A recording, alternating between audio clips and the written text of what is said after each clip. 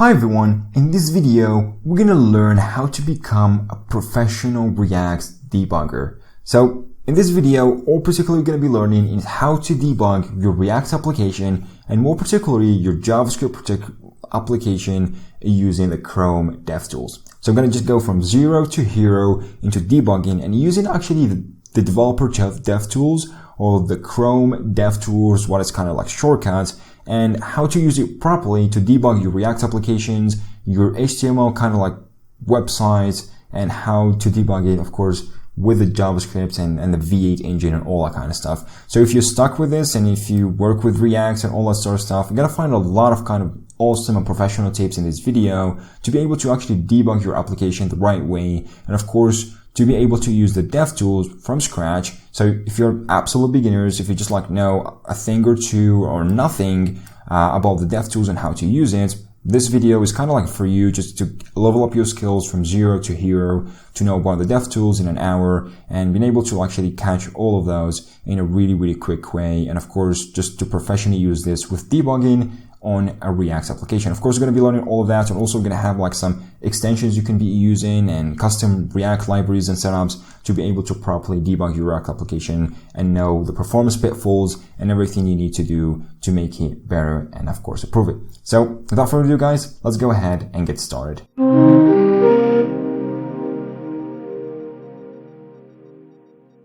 So this is the projects we're going to be just like putting into the test, and this is what we're going to be using as like a sample project to debug with, and pretty much just look to scrape through these projects and make sure to know exactly how DevTools work and how to debug this React application. This is basically an anime kind of like list that all it does just like shows the hot anime right now.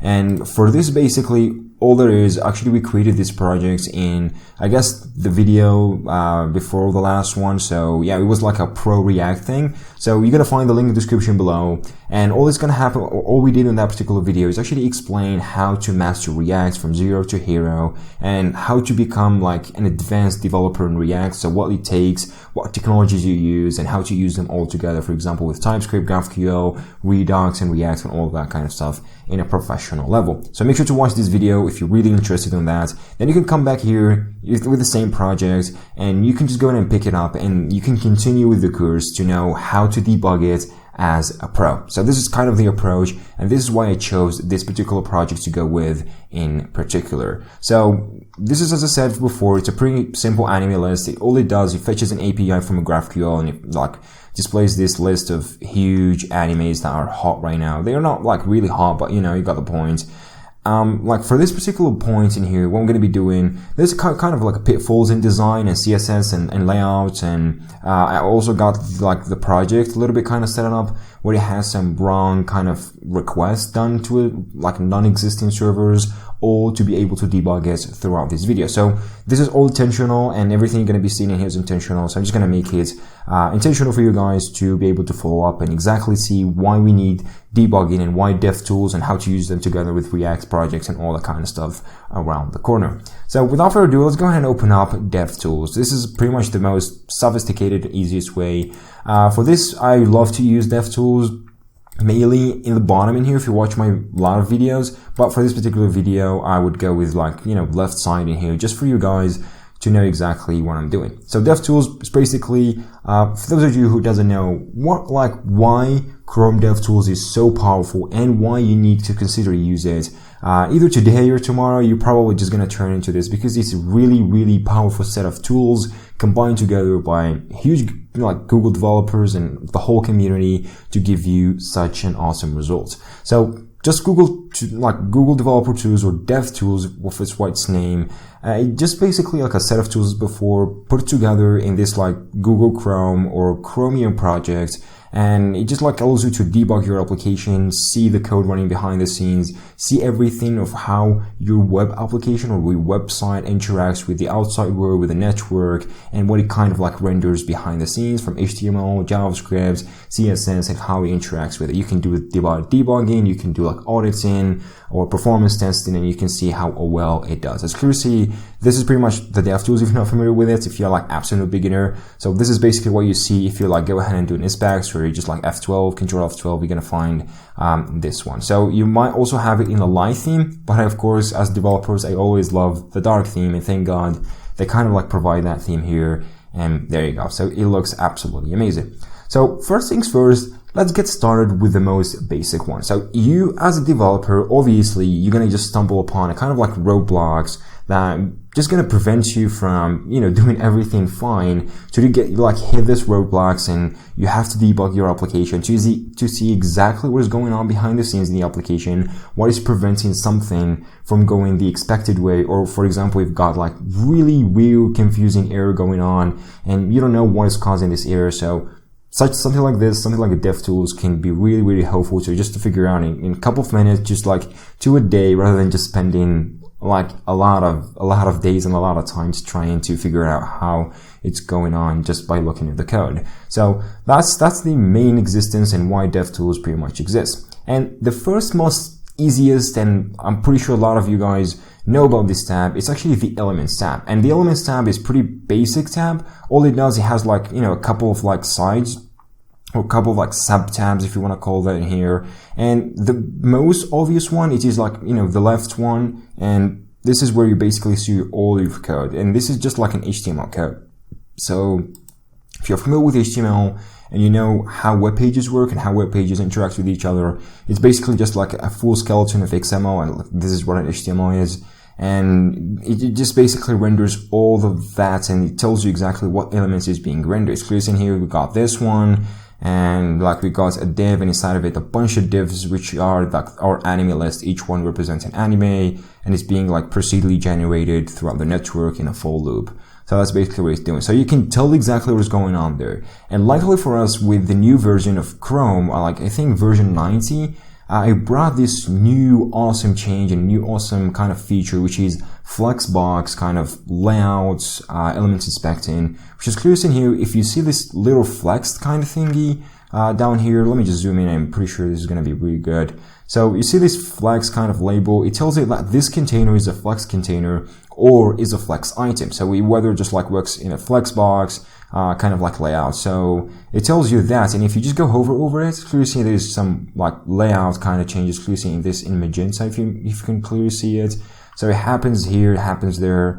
It tells you exactly what are the containers. So for example, this is the container, and it has a bunch of flex items, or flex, you know, kind of like children, and clearly see each one is kind of marked with a layout. If you click on it, it just stays there on the web page, so you can debug it better. So you see like what kind of layout is and how it works. And it's pretty good. It's clearly seen here. This is what's kind of taken, and you can clearly notice that this one, if I just go ahead and kind of like toggle this one, it's clear to see how it does. It's not really perfectly centered. I want this image and this kind of like title to be centered horizontally and vertically. And horizontally is for centered, of course, but vertically, not really. It's not centered, so this design is kind of like not really that good.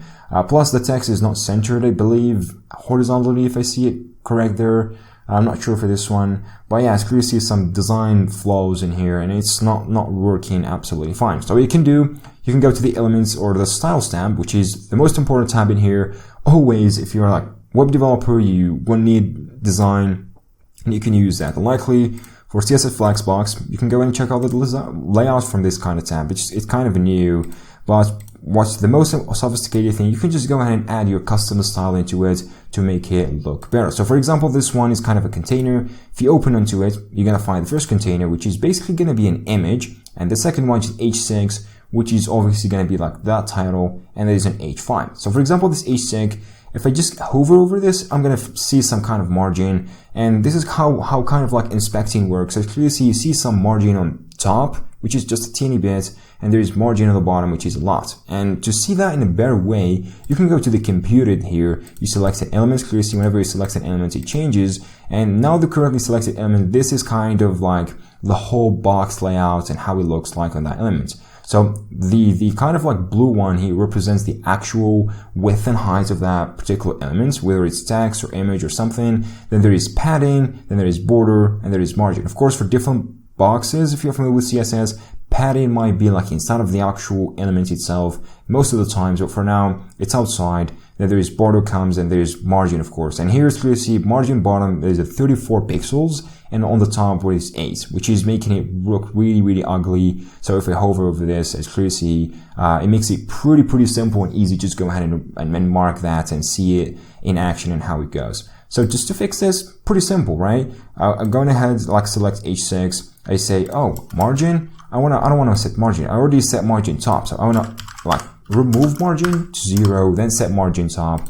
And now if I go back to computed, there's clearly see the margin top stays, but margin bottom is gone and it looks better. So there is no margin on bottom and just only margin down. You go to H5. There's an H5 element indeed. And this one has like an average score of this anime of how hot it is. That's basically what it does. So this one is kind of like not visible because it goes out of the boundaries of that particular flexbox. And to fix this, as clearly see, there is margin all over the place. So all I want to do, I want to just go into styles again and make sure to H5 say margin to be 0 and probably just do like margin desktop to like 2 pixels to 3 pixels, something like this.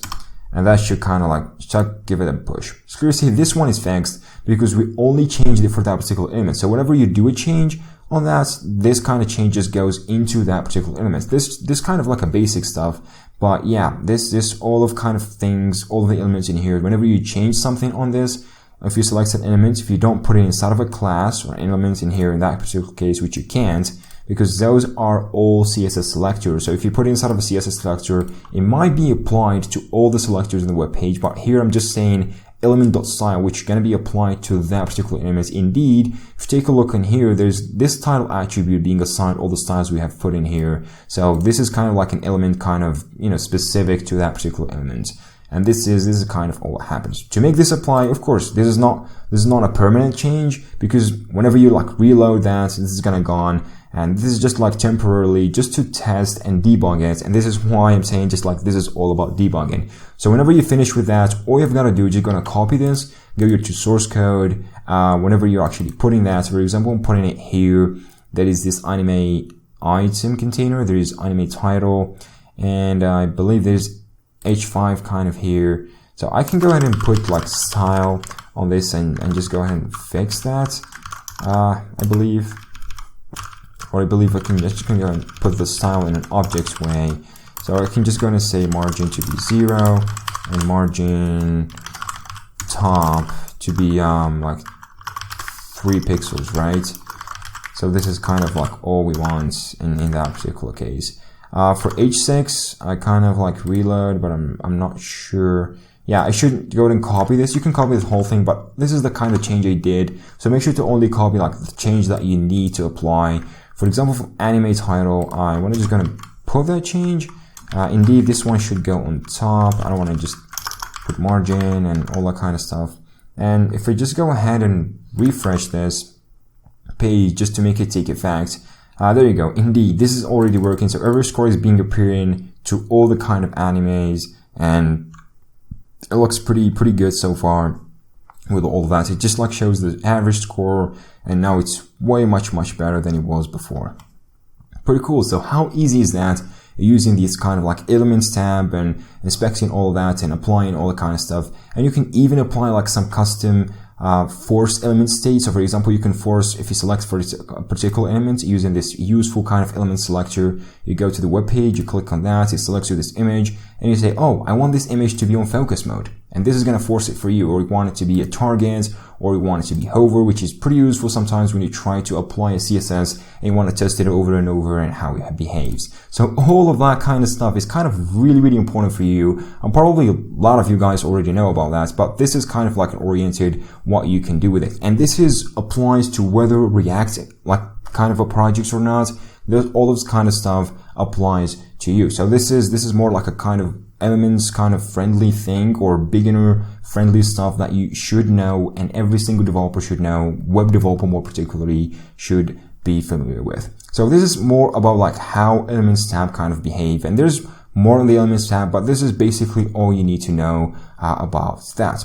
Now, the second most important part of all of these, and mostly what a lot of people know is actually the console. So the console in here is the most important piece of the puzzle, and it's kind of like what makes this kind of DevTools really, really useful and helpful in the first place. And if you already like worked on other kind of like, development environments, for example, for Android or iOS or just embedded system or C or C++, everything has a console, right? So everything has something to log into to debug and stuff like that. And this is the console more related into JavaScript and the whole kind of like web page and where your website is going to be running. So the console is actually the truth place, and the first place you want to like you go ahead and look at when you have like an issue, stumble upon a roadblock, and anything kind of like that.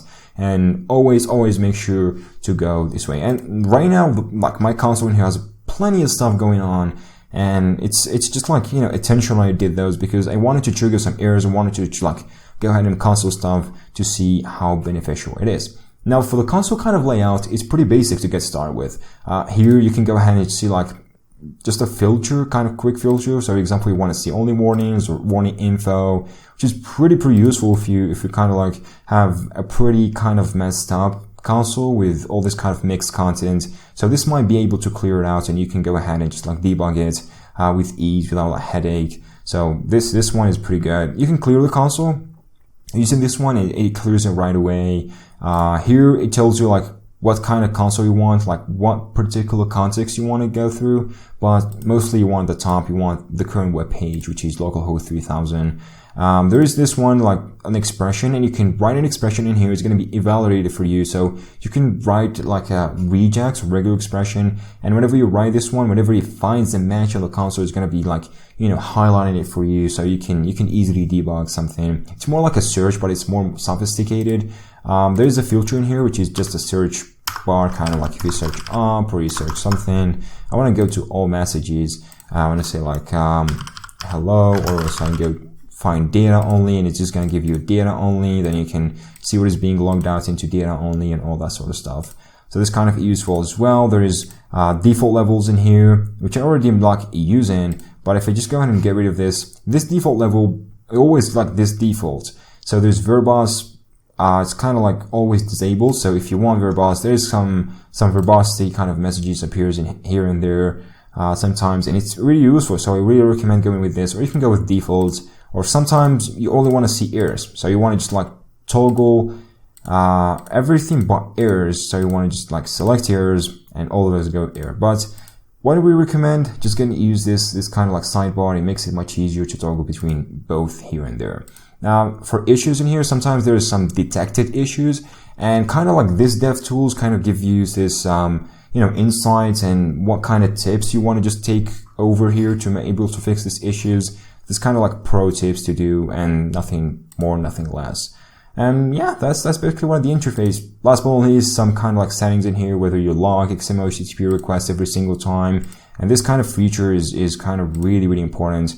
You can hide network, preserve log. And this one, it doesn't clear the logs, clearly, do not clear the log on page reload or navigation. So the log is always preserved, only just is cleared whenever you force it to clear, whenever you click this button or something, or you close the DevTools. And this is the only way to clear the log, and which is pretty useful because if you really like refresh the page, the log is gone, and it's going to be regenerated whenever the new log is appearing.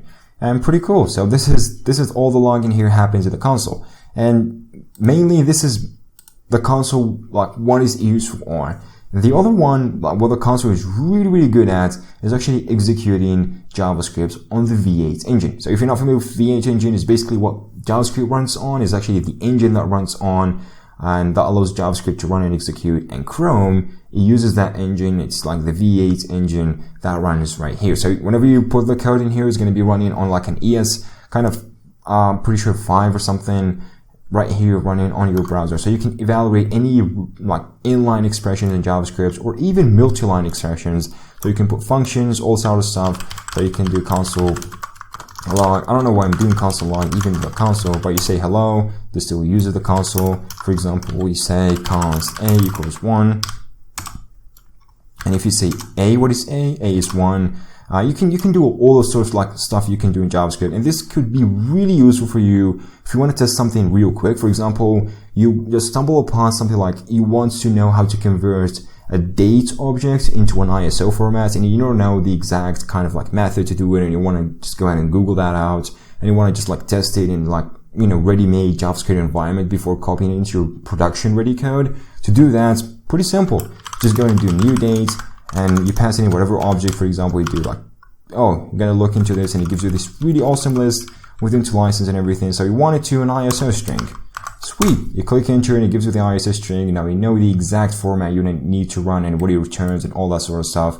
And it makes it much, much easier to work with. And with this one, if like React developer, you know, so refresh that, it has plenty of stuff going on in here in the console. For example, I'm like fetching some photos from like an API, and I'm logging all of those photos. So whenever the photos comes back, I know exactly like the photos are coming, and I know I can debug those here and there. For example, I got some requests going on, so there's a 404 in here. I know that this get request didn't pass in, and you take a look on the stack trace, and it tells me exactly from where this request has started before and where it ends, and where the error exactly happened. All that sort of stuff that I really do need. So screws in here happens. This has been dispatched from Axios, which indeed I'm using. And for example, here you got some warnings going on with React, because React has this kind of like warning engine, and like where you should use key prop. For example, if you use Redux, which is in case this app uses Redux, I'm using Redux logger by the way here, and this being logged in every single stage change, which is pretty useful as well to debug. For example, you did a set change or you did a dispatch for Redux, and for some reason Redux didn't understand that dispatch. So if you don't see that like kind of log in here, it means the dispatch never did happen, which means the data has never been payloaded and never been sent. And you know, that makes sense, right? So you know exactly what's go to look for in your code and to fix. It's pretty straightforward. So all of that kind of stuff really help you to get it the right way, especially with React, and all that kind of happens right here with that code. So all I'm doing is actually doing this console logs in here, and that pretty making it really smooth with all the console logs. And of course, the interface in here makes it pretty easy to go through filters, live expressions, and all of that. And yeah, what could I say? This is like super sweet to be able to access something like this. The other most important tab of all of these is actually the network tab. And the network tab is pretty self-explanatory. From the name, you know that this is kind of like where you see the network calls and everything that happens behind the scenes of the application in terms of networking, or like what kind of like HTTP request is being sent and received. In terms of HTTP request to WebSocket request, or all stuff that goes into the network. So this is where you actually debug your app in terms of that, and you see every single request is being, you know, going through your application, outside of your application, and coming through into like API, RESTful APIs, or into your server, and what is going on exactly, and what is being loaded and what is being not loaded, and the errors and all that sort of stuff. So the network tab in here makes it pretty easy to look what's going on.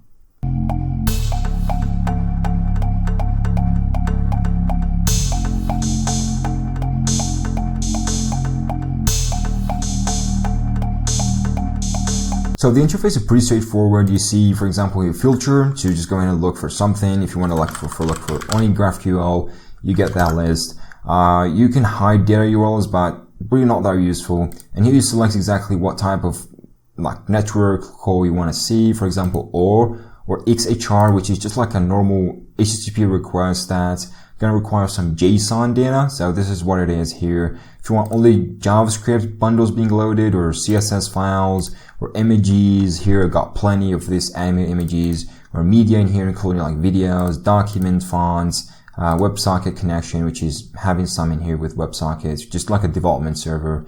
Yeah, all sort of stuff in here you can see, but you want to see all, you got the point right here. And for the actual timeline that you can take a look on, this is what the timeline is. And actually when I started working with that, I didn't know exactly why the timeline is used and why it doesn't even exist. But just like going through this, you know, all the time and working with it, I come to realize that how important the timeline is and why you actually need to use the timeline.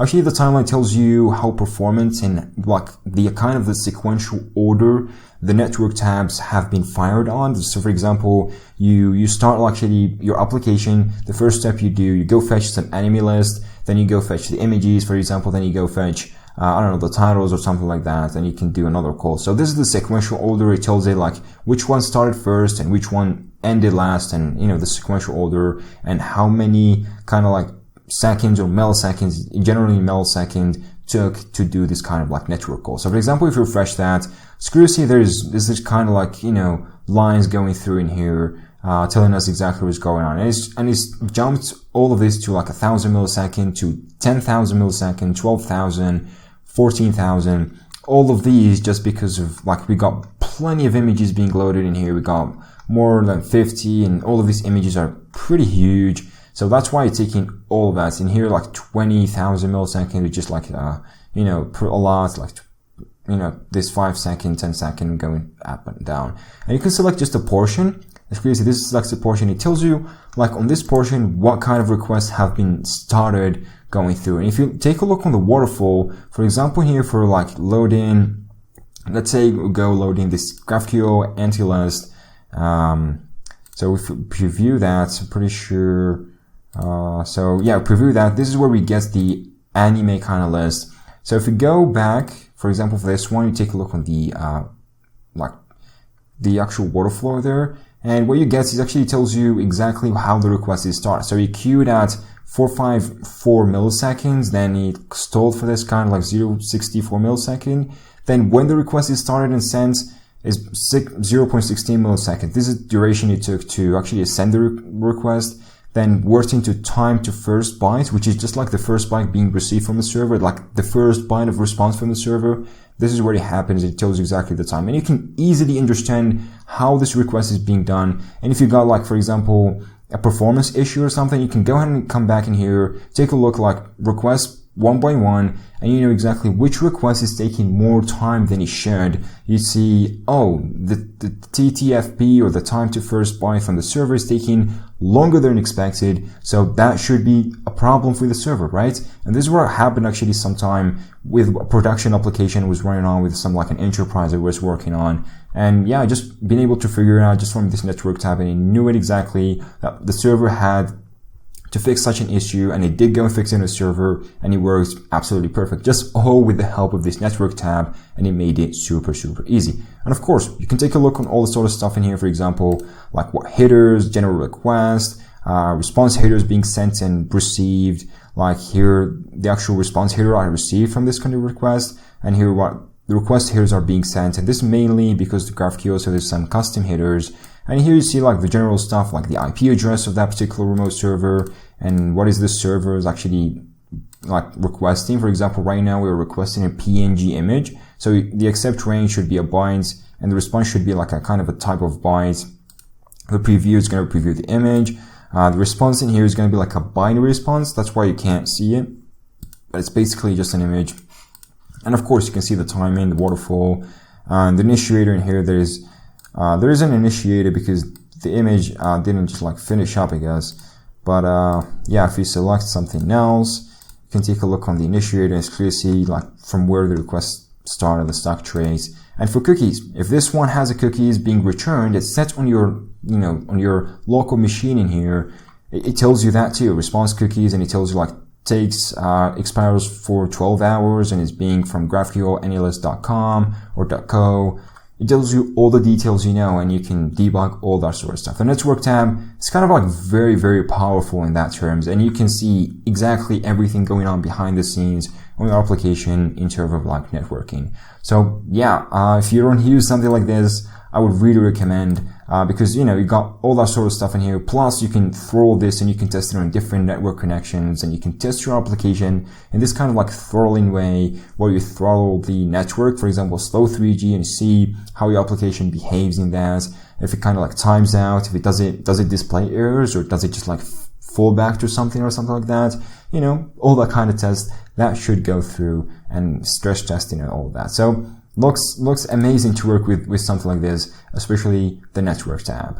So for example, here let's try to debug something. I already like did a request here, and this is kind of like a wrong domain. So let me go and select this. So this GraphQL antilist.co has a status of 404, which is not found, and I'm doing an XHR request, which is basically an HTTP request. So if you take a look on this headers, I'm sending a GET request to this particular domain name or to this API URL. This is a remote address. I'm sending this couple of like request headers and all of that, and it responded back with 404. So let's say why does this is responding with 404. You can just go ahead, if the server is friendly enough and is smart enough, it knows that and it tells you, oh, not found or something like this, but you still don't really know exactly why. And here it's telling you why, because it used POST request to access GraphQL subdomain. And it only accepts POST requests in here because it uses kind of like GraphQL. But let's say it's kind of like a different scenario, kind of different domain or something. Why this is returning a 404. So if we go back to our code, we go index in here where the actual kind of like request is being initiated. We got here, for example, slow fetch, and this is like fetching images. You can go and see like this is wrong fetch, and this one is method is kind of like particular about fetching this kind of like wrong address. I'm doing a GET request to that particularly, and GET request doesn't exist. So you can come back, oh, a GET request doesn't exist. That's pretty weird, and it tells you that like because it's 404, status means not found and all that sort of stuff. So you know immediately that this kind of domain or this kind of route on the API doesn't exist. So you can just either get rid of it or change it, or you can, if you change this to like a post with a proper kind of like body, it will work with you. But I think other than that, that should be fixed in one way or another. So that's a cool thing that the network tab is telling about. Other than that, if you didn't have a network tab, if you didn't take a look on it, you wouldn't know that. And we just like down in, and if there is no documentation, you're still doubting, you still Google stuff, and all kind of like rubbish, right?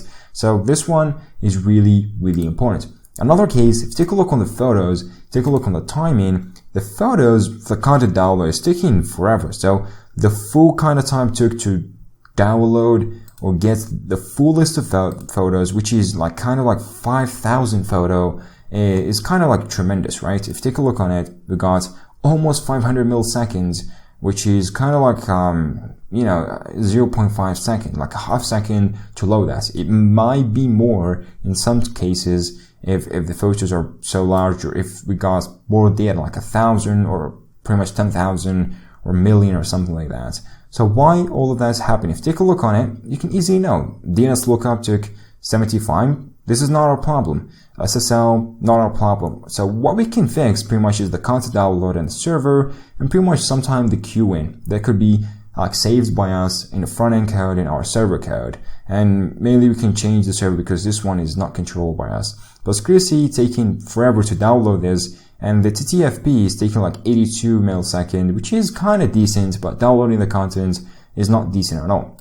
And indeed, this one is slow fetch. It's pretty much doing this, you're getting requests, you're waiting for that, then you're printing all the photos there, just like doing a console log for this. So as you see, you can easily debug what is going on behind the scenes in the network tab. I just want to show you like what is going on in here and why you can use this and how you can pretty much use it in a real world example to just go ahead and debug this and make it work the right way. So yeah, what you've seen here looks amazing. So we can get rid of that, but I mean, yeah, so you know exactly what is going on in here and why I did use all of that, just to make you exactly, guys, like explain what is going on behind the scenes and how to use the network tab properly.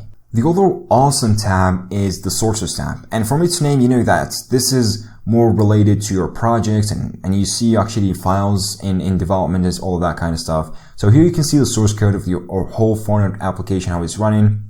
And I mean this because this one is running in development, so it doesn't have any uglification or going on or minification. So it doesn't have any code scrambling and all that. The code is dead simple. It's the same as I'm having it here. It's being sent out to the server in here. It's being served throughout this port.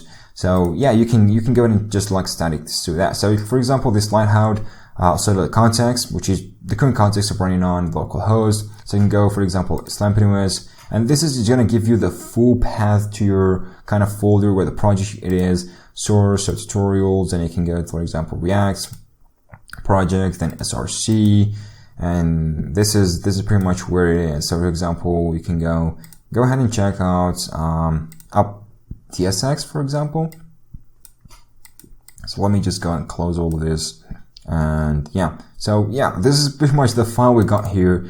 It's pretty much the same one we got right here. So you can clearly see it. And the most important part of all of this, you can go ahead and put breakpoints, and you can actually break. And what do you mean by breakpoints? It's actually like a point or a line on a code, like a marker in the code. For example, you mark this, for example, 5 or whatever line in here, and whenever the code is being executed by the V8 engine or by the JavaScript engine, whenever you find this kind of line, it stops working and it kind of like goes into debugging mode. Then it's like, you will be able to take a look on the call stack, the scope, you'll be able to like navigate, see like what kind of function it stops in and how the call stack is proceeding, the current actually local scope. So what are like the variables that are encoding the scope, and you can debug like what the values exist in these variables. And it's pretty useful. Pretty much like the most useful thing you can find in debugging nowadays is pretty much breakpoint. So it never dies. It always makes you feel satisfied, and it always does the job perfectly. So you can put like breakpoints in here, you can reload or something, and if you breakpoint to a function that always like, gonna be executed by a button, for example, this one, we've got this reload button, which is bound to a particular function that is going to be running whenever you click on this. So it reloads everything and goes fetch it from the API. So if I breakpoint inside of that function and you click on this, and whenever it finds that line, it's just going to stop. So you can put it in here in the sources, but luckily for us, with VS Code, with React, with all the kind of technologies and kind of improved stuff, you can do this from VS Code. And of course, from build of VS Code, we all love it. You can go to the Run and Debug tab in here, and you can go ahead and debug this by creating a script. So, like, firstly, you're gonna find the scripts. You can do an add configuration, but you can go ahead and create one. Afterwards, you can go ahead and it's gonna pop you with this kind of launch.json that is, configuration telling you how to launch this application. So basically, all you need to do is just keep everything the same here. Or you have to just go and configure. You have to make this request to be launched in order to be able to launch a brand new instance of Google Chrome. And you need to put the URL in here correctly of your application. My application is currently running on 3000, so make sure to do it right. And you can go ahead and point it to the web browser in here, but it's really not that necessary. So after doing all of that, just click on this green icon, and it's going to launch a new instance of Google Chrome, as clearly see. And this one is going to be a debugging session. So this one is going to all run in a debugging section. You can go to inspect it, you can do all sort of stuff. But this one is actually, see, the session is started on VS Code, and you can do the same thing as you would do on kind of the sources tab. So the same thing that could be going inside of where is the sources tab in here, and in terms of debugging and all that sort of stuff, you can do the same thing right here. And this is pretty much your sources tab. You can see variables, you can see the watch here. There, for example, I don't need those. I'll remove those. Yeah. So you can go and just see the watch, the call stack, the breakpoint. You can see the breakpoints inside of your application. So let's say I'll go ahead into, for example, we got fetch all in here, and fetch all is going to be called sometime. For example, I want to fetch anime page. Then I want to breakpoints on the wrong kind of fetch, right? So clearly see this is the breakpoint on line 58, and it just preserves the line. And if you take a look on the breakpoint, there's a single breakpoint here on index.tsx, tells you the path of it, and you can go ahead and uncaught exception. So whenever there's an uncaught exception by another module or something that it's not by your code, but it's happening on the current running scope of your program. So if anything happened, you can go ahead and take this, and whenever there's an uncaught exception that is, uncaught, it's going to be it's going to stop the debugger of your application. It's going to tell you, oh, there's an uncaught exception, and this is where it happens. It's mostly not really good, but if you really want to fix kind of an uncaught bugs and performance issues in your application, I really recommend going and taking this and start debugging and digging why this kind of uncaught exceptions are happening in the first place. So I only want this breakpoint, and let's go ahead and run. You remember, this function is going to be running every single time I'm clicking on this particular button. So to do that, whenever I reload, as clear as see, it just immediately got me into this breakpoint because it reached this breakpoint. If you take a look on the browser is still the same, right? There's no changes, but the browser is in debugging mode, which means everything is being called out into debugging. It's clear in here for the variables, it tells us all the variables that exist, which is absolutely amazing. So take a look on local, there's fetch. So the current this is undefined, there's closures and all that stuff. For example, let's move this kind of breakpoint here. I want to put it inside of like the slow fetch. I want to put it like here into the console log, right? I want to remove this. I want to go ahead and continue, which is going to continue and stumble upon the next breakpoint, which is this one. You know, logically, this is what is going to happen. And for the variables, the local variables, the current local variable on this function that this breakpoint is going to exist on is actually photos. So photos, this is what it has. It has a response, headers, request, which is basically an Axios response. For closures, which is the current closure. So this is a function. It's not a function, which means a closure. So we got this kind of breakpoint tells us what closure has. And this closure has all these functions: fetch all, fetch anime, security fetch anime page, set anime, all that sort of stuff. Global, which is just a bare window. It tells us all the functions and kind of like methods and variables exist in that particular kind of context. You clearly see here, it gives you everything that you need to debug your application the right way. So whether React or normal JavaScript, it tells you exactly what's going on. And with the call stack, you got everything you need to be able to trace it back to the source of truth if any errors happen or something like that. So either ways, you can use the sources kind of tab, which I do kind of recommend, and then kind of like recommend more using VS Code whenever you have the chance to, because it's more sophisticated and you have everything in one single place to be able to control it the way you want it to be. So yeah, absolutely amazing to use something like this with kind of like debugging, especially Google Chrome. And just one thing I totally forgot about mentioning, if this doesn't work with you on VS Code, make sure you go ahead and install the extension, which is called Chrome Debugger. So debugger for Chrome, I believe, this one. Make sure to install this, and so it will work and will make VS Code work with Chrome and being able to debug it. So yeah, looks absolutely amazing so far. And for React particularly, there is like kind of Chrome extensions, and I think it exists for Firefox too. And this kind of extensions that allows you to expand the kind of Chrome DevTools and add ability to, you know, be able to like add kind of like React DevTools to be able to debug and inspect all the React ecosystem and how everything is working inside of like React application. And this is kind of like really sophisticated, and it makes it work absolutely amazing. Something like the React DevTools. So firstly, this one is extension I'm using. It's called like React DevTools, just like React DevTools on Google Chrome. And this one makes it really, really amazing. So this extension is basically just like tells you, right now, it kind of like, here, if you click on it, it tells you whether you're running a development build of React or a production ready build. Just tells you about that. But as soon as you open your DevTools, you're going to see new tabs being added for you from that. So there's basically 2 new tabs in here. There's 3, but the actual kind of like extension it adds these 2 new tabs. So the components tab, this one, it basically gives you the whole tree of components that is being rendered on the current page. Only on the current page. Just like the page in here, it doesn't render the whole app because you might have like a multi-page application of like React application. So it only gives you the root and the whole rendered tree here to inspect. And this is more sophisticated than the elements kind of tab because this one is more particular into React. So it kind of gives you like what props this component is going to receive, the actual component's name rather than the like bare minimum HTML elements or HTML tags. So for example, there's the root app. There is inside of a provider, which is, our state provider. There's Redux provider, Apollo provider, and Apollo context. And there is the actual up, which is the exact name in here matches our component. So take a look on it up in here. It has like this component's name. So it gives you more ways and it just like gives you the potential to be able to debug it exactly the way it looks here without just like, controversy and just like look twice. And here it tells you exactly what is being rendered in style. There is a homepage component.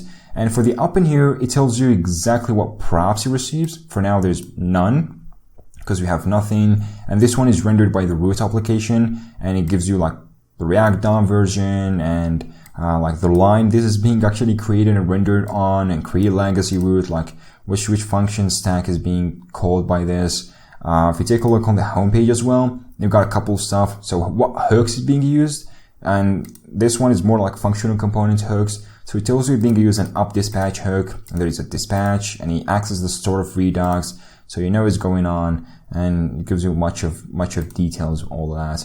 Now, for example, for the hot anime, the props, because I'm using Redux, so you won't find a lot of props. For the hooks, you're going to find a lot because I'm using a selector. I'm selecting from a particular state. So it's telling me that here. I'm telling me I'm having a selector and having an anime page.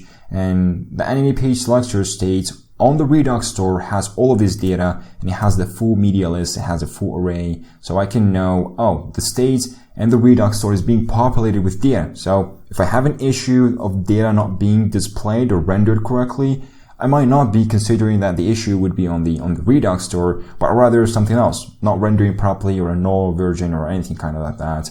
So this one, really useful security, and you can dig deeper on the full tree and see it. You can go even use the selection element, so it selects particular elements, and it tells you exactly what aim is selected, and it still gives you all that.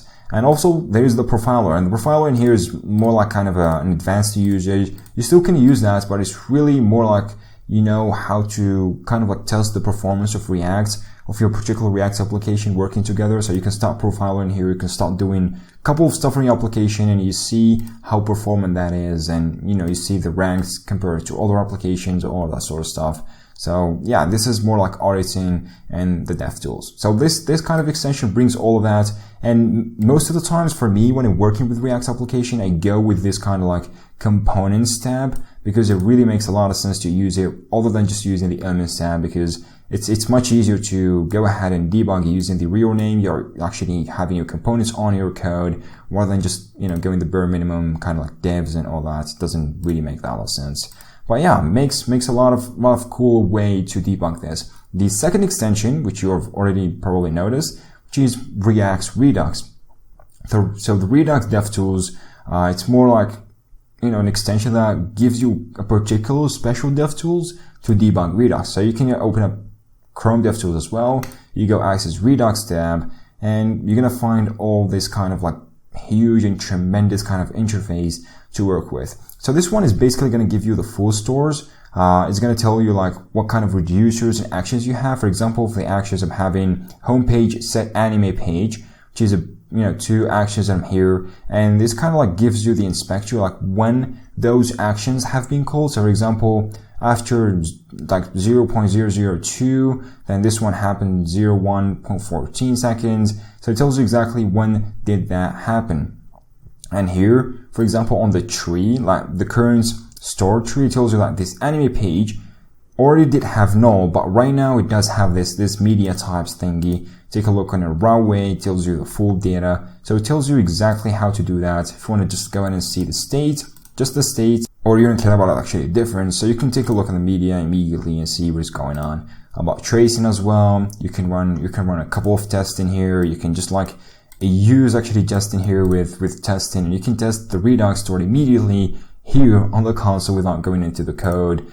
Take a look on actions and what kind of payloads are going to be carrying around.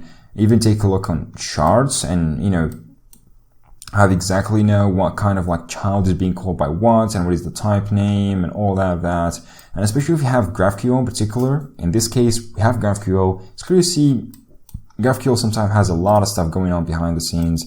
And this kind of way clears it all away, makes it pretty simple and really, really straight to the point. You just go ahead and learn about that. And plenty of stuff going on. I'm pretty sure a lot of you might be able to just go ahead and like, you know, just go through this. But I'm telling you, if you know Redux, and if you know you use Redux a lot, if you don't use the Redux dev tool, it doesn't really make a lot of sense, just like how you use Redux. So make sure you go ahead and use this, because it really, really is that important. It really is that's kind of awesome to work with. And for React as well, there's other kind of like custom libraries built only for debugging, which kind of like tells you how you can, you know, make your application more performance, and what you can optimize your application, and what's kind of like pitfalls going on behind this in your application. So for example, there's a really awesome library that I really enjoy using. I use it a lot, because most of the React application, especially the big React project, has this kind of problem where there's multiple re-renders that doesn't make any sense, because a re-render only happens whenever you update the state or the kind of component like receives new props, right? And I'm not speaking about pure components if you're familiar with that, but yeah, this kind of problem happens a lot with React application, where you find a component where it shouldn't actually do a re-render, but it's doing a couple of re-renders, like 2, 3, 4, sometimes a lot, which is going to make it really bad, and it's really bad practice is going to follow this, and the performance is going to be like drowning, and you don't want to do that in a really big production ready application. So there's some kind of like libraries, something like this. It's called, let me just gonna put that, I don't think I can put it there. But anyway, so this one is called Why Did You Render? It's currently being, like supported and maintained by Well Done Software. There's a couple of other forks, but this one is the currently being supported.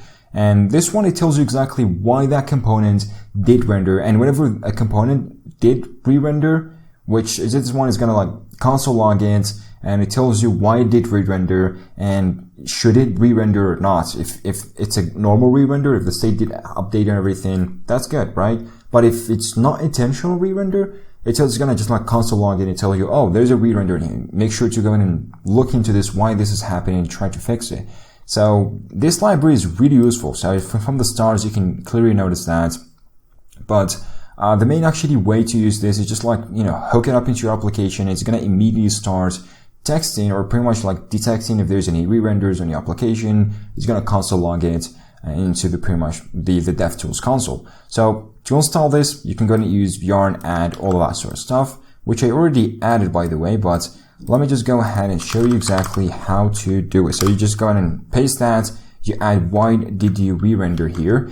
And this one is kind of like have a special way to be able to integrate it with your application. For us, for my particular case, and I'm saying for my particular case in here, I'm using Create React App, or the CRA, CLI, like the project generated by that CLI. So what's happened, this one is kind of like easy, but it totally depends on how you are pretty much setting up your project. So if you have Webpack, you got a completely different way to hook this up.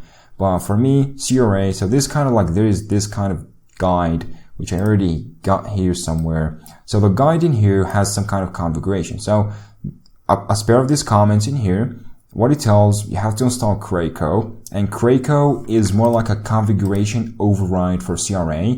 This is awesome to us as well. So you have to go and install Craco, and you put a Craco configuration, and that's it. So to install Craco, it's pretty simple. So you just go here, you do yarn add Craco /Craco, and this one is going to install you Craco core. And Craco, as I said before, is kind of like a replacement for React script. If you're familiar with that, what like Create React App comes with bundled. So it tells you or allows you to override Webpack configuration with this on the fly. So you go back to the pack.json, and remember, before what we did have, I already did change those, but before there was like something like this. So React script start. So to be able to use Craco, just change all of these from React script to Craco, and make sure to only change it for 3 of these, because Ajax is completely different topic. So just don't change this. Change all of these to Craco, and well done. That's basically all you need to do for that, just to make sure Craco works. And for the configuration, to be able to integrate why did you render, so just to integrate that, you have this special configuration. So you go back to this thread, you go here, you copy it, and you can paste it all in there, and that's it. So just like basically copy paste it, just put the configuration inside like config.create or craco.config.js, and boom, hallelujah, you got this working, and absolutely amazingly, just doing the magic. Sweet. So we got Craco configured and everything. Make sure to rerun the application. Make sure to like stop the server and run it using Craco, which I already did, of course. And now to make sure that you use this one, so if you go back into this, there's a couple stuff. So you have to create this. Why did you like re-render, or why did you like render? Pretty same thing. So you create this file, you put this one in here, make sure to import it first before any other importing your application, and that's it. Well done. So I already did those as well. Why did you re-render? Why did you render? Whatever we kind of call it. So just put in this one. I'm putting this reference in here for TypeScript because I'm using TypeScript on my projects, and that is all. So you go back into the main entry point of your application, which is in my case index.tsx, and you put it on top, just right on top, even before anything. Otherwise, it won't work with you. So just on top in there, and boom, That's it. So whenever we render something, this is going to work. And essentially, if you see me in here, I'm having two kind of calls to the React render. So if I remove this, which is usually I should only do React.render1, and that's it, and that should work perfectly. Now if I go back into my application, which is just right here. So if you take a look on this, we refresh that, the application should work fine. If we go back in the console, I'm not going to see anything kind of like intentional or something. I'm going to see everything absolutely fine, right? So yeah, there's no re-rendering, nothing like that. And if I go back in here, for example, go to the application, let's say this particular component, what I want to do, I want to test if this particular component has any unintentional re-renders, which means what I mean by intentional re-render is actually this application did not, or this particular app component did not receive new props, neither did it like update the state. So it shouldn't re-render. That's right, of course. So this is how the actual logic of React. So you shouldn't re-render if none of these did happen, none of the state updated, none of the new props have been received. So why would you re-render? So I'm just adding this static one. So you do app.why did you re-render, or why did you render equals to true. If you're having a class component, you can add it as a static one, and that's it. And this one, this component is going to be tracked. So whenever you want to track a particular component, make sure to add this into it, and that should work for you. So if you go back, now let's go ahead and intentionally render 2 times, which means I'm going to render the DOM, I'm going to render the same React component in here twice, and this should be problematic because it's going to like cause a render first, then a re-render, which is bad. So if we go ahead and refresh that, it's clear to see if you take a look on the app, and this is being notified from like why, like did you render, if I'm spelling that right. So this is here having an issue. So on app function, which is our app component, re-rendered because the props object itself changed, but its values are equal. So it's doing a shallow equal and all the values are equal. So this could have been avoided by making the component pure or by preventing its father from re-rendering. More info. You can just take a professional info. And this is kind of like, you know, an expectation of what the previous props and the next props equals, and rendered by the root app. And this is actually the parent of this app. So this root app is kind of like the responsible for re-rendering this. And of course, you know exactly what's going on because we are intentionally doing this. But in another application, you're going to see a lot of kind of logs and why did that happen. If you've got a lot of props, a lot of state to manage, you know exactly what's going on. And even works with Redux. So that is kind of like really, really sweet to be able to work with something like this and being able to actually debug something like this way and this advanced. And last but not least, what pretty much every single developer should run, whether you're running a React application or a normal JavaScript website or even an HTML website. So this kind of like audit test that comes with the Chrome DevTools is really, really great. So all you have to click on the escape key, or you can just like, you know, have it from here. Then you go ahead and access the Lighthouse. So the Lighthouse is kind of like an auditing way of pretty much generating a report and testing your app website of how it works, and like, you know, like categories. I'm going to test performance, progressive web application or PWA,